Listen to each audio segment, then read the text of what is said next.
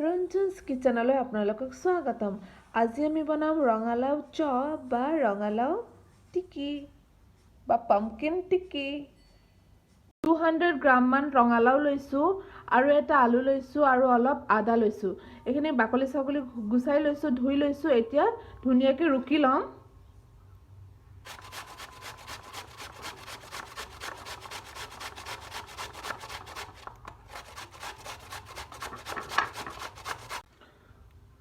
ৰঙালাওখিনি ৰুকা হৈ গৈছে।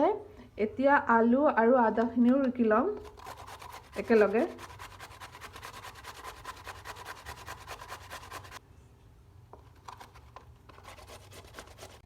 এতিয়া গেছত পেন বহাই দিছোঁ আৰু পেনটো গৰম হৈ গৈছে। এতিয়া ইয়াত 1 চামুচমান তেল দি দিম।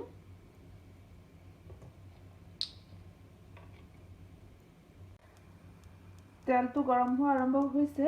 এতিয়া অলপ জিৰা গুটি দি দিম তেলত।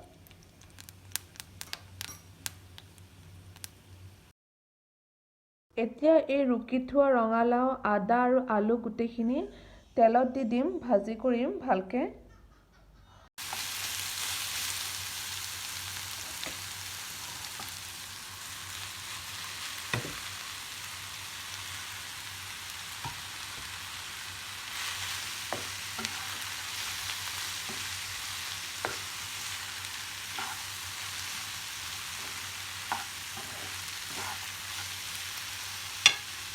এতিয়া ইয়াত অলপ হালধি দিব, সৰু চামুচৰ আধা চামুচ চিলি পাউডাৰ, সৰু চামুচৰ আধা চামুচ জিৰা গুড়া, সৰু চামুচৰ আধা চামুচ ধনিয়া পাউডাৰ, সৰু চামুচৰ আধা চামুচতকৈ অলপ কম গৰম মছলা আৰু প্ৰয়োজন অনুসৰি নিমখ।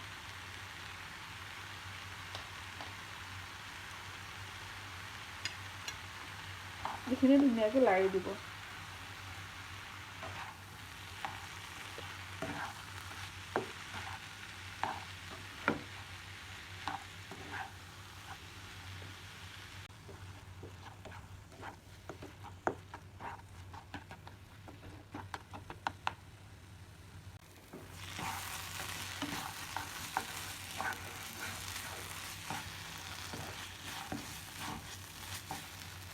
এইখিনি হৈ গৈছে।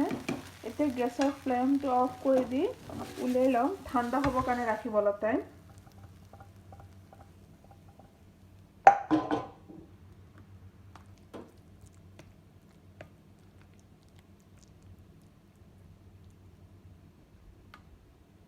এতিয়া শুকান পেনত 2 চামুচমান চুজি ভাজিম।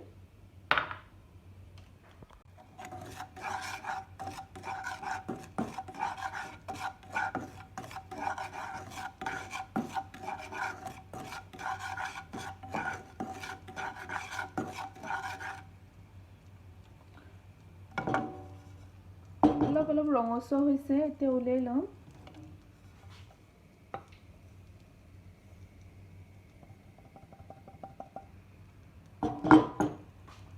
এতিয়া এইটো পেনতে 4 চামুচমান বেচন দি দিম।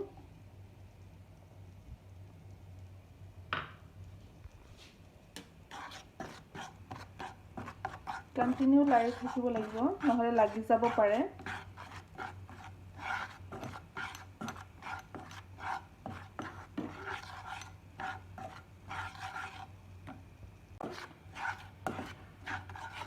বেচনখিনি ভজা হৈ গৈছে। এতিয়া উলিয়াই ল'ম।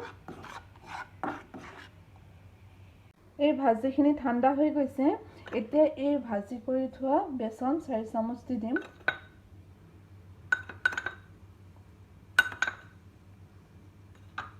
আৰু ইয়াত দি দিম ভাজি কৰা এই চুজি আৰু অলপ দিম পুদিনাৰ পাত, পুদিনা বা ধনিয়া আপোনালোকে যিকোনো দিব পাৰে, আৰু এটা ডাঙৰ পিঁয়াজ।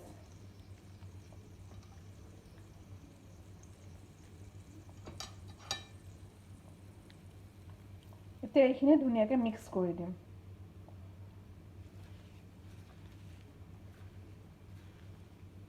এইখিনি ধুনীয়াকৈ মিক্স কৰি লৈছোঁ। ইয়াত আপোনালোকে যদি কেঁচা জলকীয়া দিব বিচাৰে দিব পাৰে মই চিলি পাউডাৰ দিছিলোঁ সেইকাৰণে কেঁচা জলকীয়া দিয়া নাই এতিয়া এনেকৈ লাড্ডু বনাই ল'ম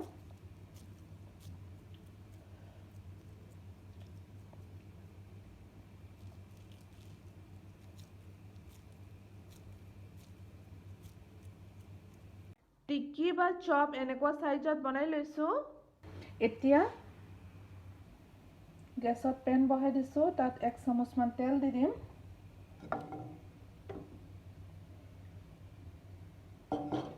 তেলটো গৰম হোৱাৰ পিছত গুটেখিনি দি দিম তেলটো গৰম হোৱা আৰম্ভ হৈছে এতিয়া এটা এটাকে দি দিম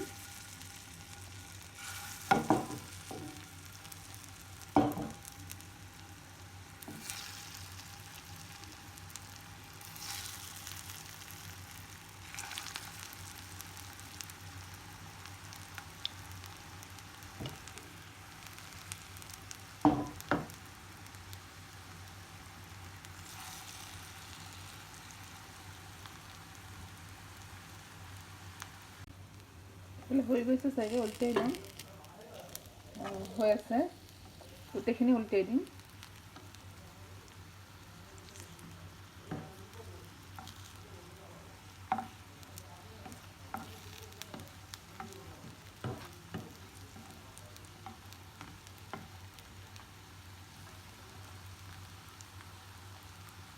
ইটো ফালেও এনেকুৱা হলে উলিয়াই লম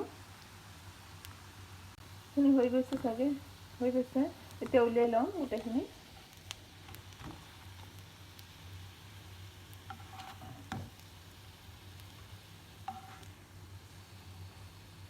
এতিয়া বাকিখিনি গুটেখিনি ইয়াত দি দিওঁ